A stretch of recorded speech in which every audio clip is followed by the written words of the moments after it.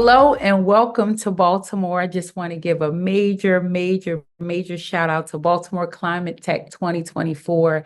And Aaron, I just have to say thank you for what you've organized and just an opportunity to showcase our city. I am Shalonda Stokes, president of Downtown Partnership of Baltimore, and just excited to bring you greetings on behalf of our mayor, Mayor Brandon Scott. I'll even bring you greetings from our governor. I was honored to serve on his transition team, Governor Wes Moore. But you're talking about two power forces that are working together to really bring our city and state along. I mean, our governor talks about it all of the time. He talks about this being Maryland's decade and Baltimore's time. And so while I have a few minutes of your time, I would like to just give you some highlights of some great things that are happening in our city. We are coming off the heels, and this is what you see on the screen right now, of CIAA. This is one of Baltimore, it's actually one of the country's oldest African-American basketball tournaments. We brought it here to Baltimore. It's been here now for the last 3 years. And in that 3 years had more than a $29 million economic impact on our city, not just for the tourists who are coming in, but for the businesses who are here, really trying to figure out how we could make sure that our restaurants, our retailers, and everybody acclimated, and they had an opportunity to see what you get an opportunity to see, which is our new CFG Bank Arena. It launched last year and has already sold out and is ranked one of the highest grossing arenas in the country already. So Baltimore putting it on the map, and just excited to showcase that with you. I'll welcome you all back as always. This will happen next year. We have this conference through 2026 and really look at how we're bringing excellence into our city and showcasing our city at the same time. Along with that, another highlight that Downtown Partnership has brought to you and brought to the city, and it's something that we really think has an impact on not only what's happening around from a climate perspective, but it also is really touching tangentially on our community, is our Boost program.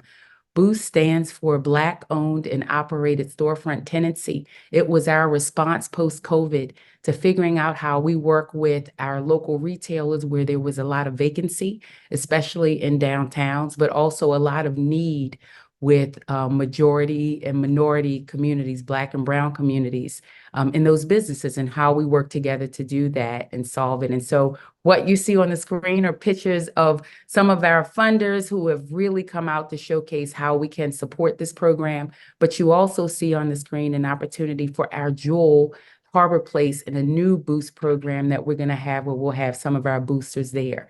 What this program does is pair, like I said, some minority businesses into open retail locations. We have 10 businesses currently operating, 7 more who are coming, and many of whom report a 3% revenue growth in their business. So you're talking about really creating an economic impact downtown. But what's even greater, we recently announced that our state center, so we have a state center complex, like most cities where you have a lot of your taxes that are happening in one place. You have a lot of those state agency resources. What the state has done is they are relocating those state agencies into the heart of our downtown Baltimore. It will help spawn that activity. And so we have more than 5,000 employees who are now going to call downtown home. What you see on the screen is our first opening. Our comptroller's office opened, welcoming more than 300 employees there, retail on the first floor. And this is one of those things, like I said, where you really see our city and our state working together to bring some great things to Baltimore. On this map, part of what you see in downtown is where these agencies are going all throughout the city and all throughout downtown. And so you can see from that map that we are creating a state center complex, and really want to make sure that we're complementing that with not only the state resources, but with security efforts, with making sure that we also have enough restaurants and everything to support that influx. So excited about what's to come there. When you come into downtown, and this is probably one of the newest and most exciting things that you'll start to see here, we have digital billboards that are aligning our downtowns now. This allows us to, when great conferences come into town, Like you guys, it allows us to create what's called clean zones and to really use our billboards downtown to welcome you, to provide information. We also did something really special with ours where we're able to show art and showcase minority, small businesses, and nonprofits on our billboards, which creates an equity in our downtown. Not only does it provide an opportunity for information sharing, but one of the things that we did in order to maintain the programs, we keep a percentage of the revenue for Downtown Partnership, but we also have that revenue go out to our arts and entertainment districts throughout the city. So this is one of those initiatives that you not only see the beauty in downtown, but you also see how it reverberates throughout the rest of our city. Want to show you just a little bit of an example, because going back to where we started with CIAA, when the CIAA team came here, part of what they could see are the billboards in action. So you could really see that they are not just static billboards, but live and engaging in a way that I can tell you the CIAA team was excited. I mean, really excited to see them come online. Other things that we have now over the last, I'm talking about just us as an organization, the exciting things that we want to bring downtown. Well, part of what we know is it all takes money. And so over the last 3 years, we've really raised more than 35 million to put love and emphasis on what's happening in downtown. And so hot off the presses, some things that you will see that not everybody has seen at this point, but part of what we're doing with those resources, we want to show love on the city. And so we are standing up a new park that will be catty-cornered from our CFG Bank Arena. We were calling it a dog park at one point, but it's a people in dog park. We're learning that, like most downtown areas, we're getting just as many pets as people. And so we want to make sure that there's an opportunity to really go back and create space and place, that we can create food truck parks and other things that really expand our downtown area. So one of the initiatives that we're doing with that is the creation and expansion of this park space. We're also it may not sound sexy to you, but we are excited about trash cans and excited about our bus stops and our metro stations and cleaning them up in such a way that people feel welcome, people feel safe. And those are all of the things that we heard from people who are visiting that we want to make sure we are paying attention to, and you start to see it. Really great addition to this. Our mayor has launched what's called Downtown Rise. And that initiative really doubles down on all of the great things that we know are working well, looking at how we expand our business storefront, how we really bring into play all of the resources together so that they're working for good. One thing that we announced last April, and we will re-announce this April, is what's called the State of Downtown. During last year's State of Downtown, we announced that there is 6.5 billion, and that's billion with a B, dollars worth of development that's happening downtown. It started in 2018 and going all the way through 2028. Only 1.5 billion has been expended already, so we're talking about $5 billion of work into play.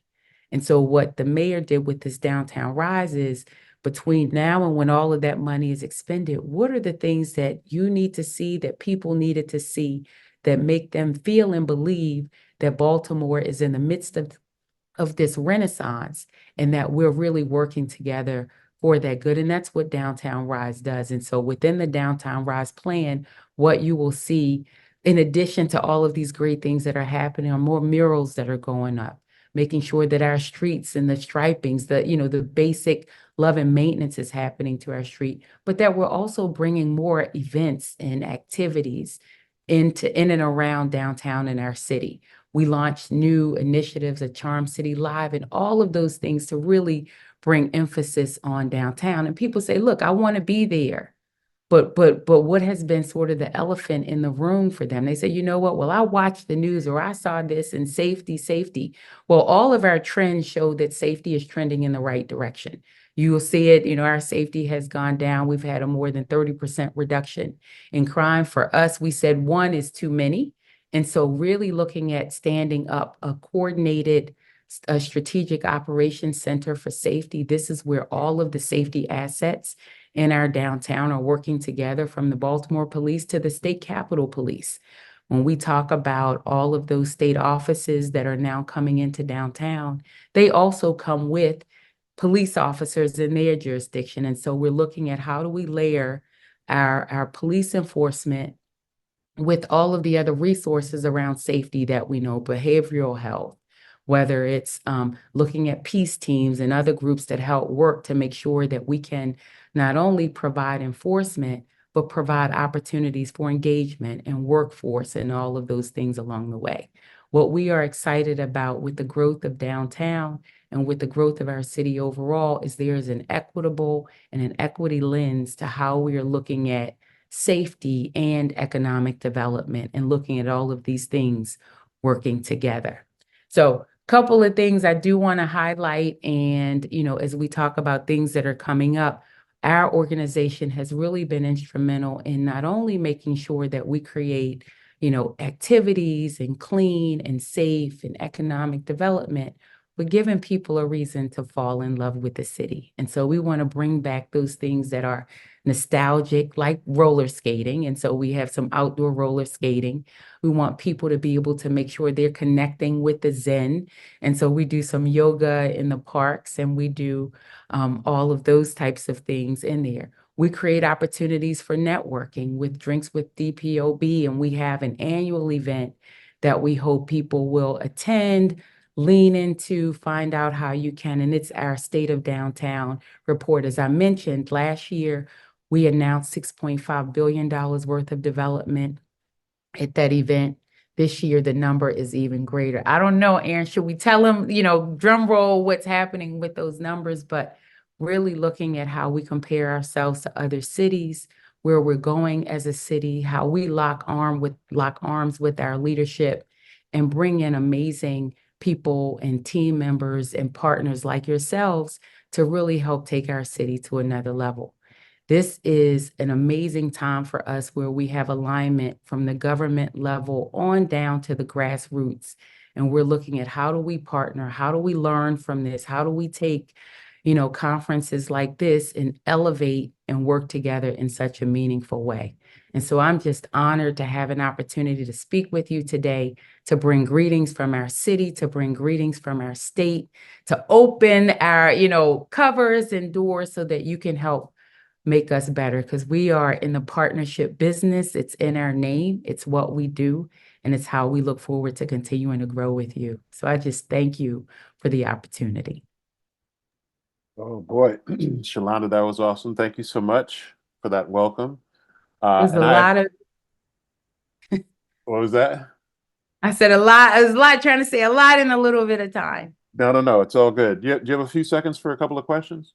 Sure. Okay. So I am a proud member of Downtown Partnership of Baltimore, and I'm looking forward to the drinks with your team on Thursday evening after we launch, and that'll be a great way for me to celebrate this conference, a great way for us to all celebrate this conference. But very, very proud, very excited about what you're doing and what your team is doing in downtown Baltimore. I want to give you your flowers now for Thank you all the so effort.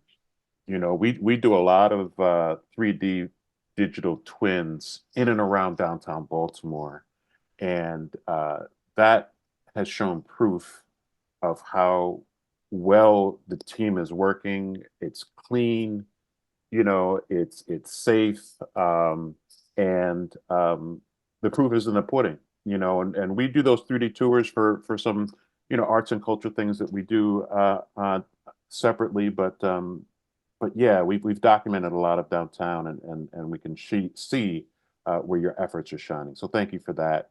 And I commend you. Thank you for noticing. Thank you for the partnership. And I think you're right. I think we talk about even coming into this role even 3 years ago.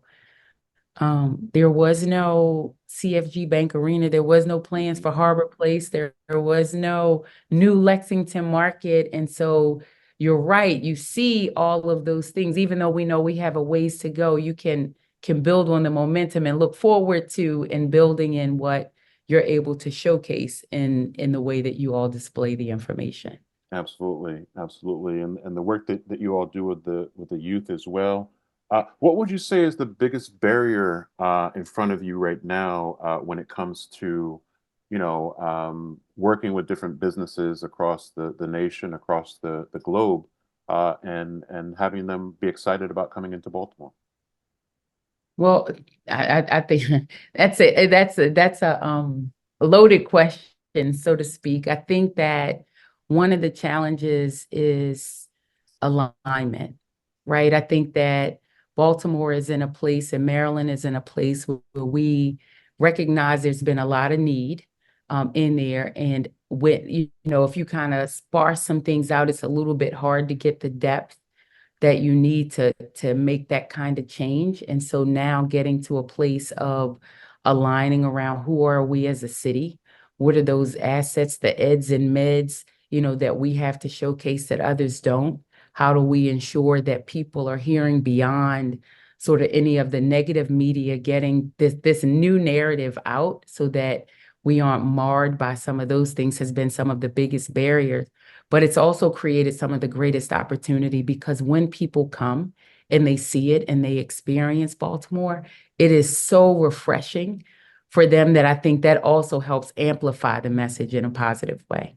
Absolutely, and why we planted our flag in downtown Baltimore, and I get up early and get to the office by 5 a.m. every day, and happy to do so in downtown Baltimore, and All right, well, you're showing off a little bit now. No.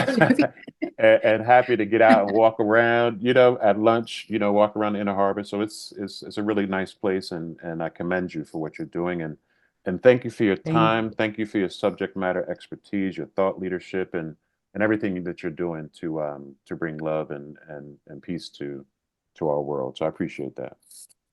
Well, thank you. And I'm going to say the same to you because bringing a group as distinguished as this that also looks at us with another lens, bringing another viewpoint into this is helpful. It's a way to help make us better. And so I just thank you for your leadership on that. I appreciate that. Well, we'll leave it there. Yolanda, have a great day, and we'll see each other soon. Thank you so much. Have a good one. Thank you so much. Bye-bye.